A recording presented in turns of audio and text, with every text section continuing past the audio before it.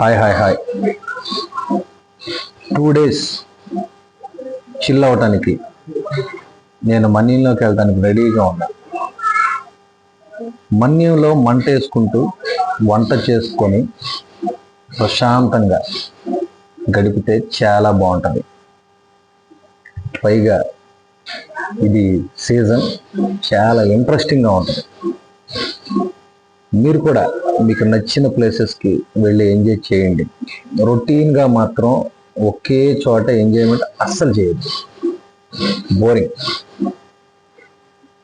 ఎవరైనా మీలో రావాలనుకుంటే రావచ్చు, నో ప్రాబ్లం.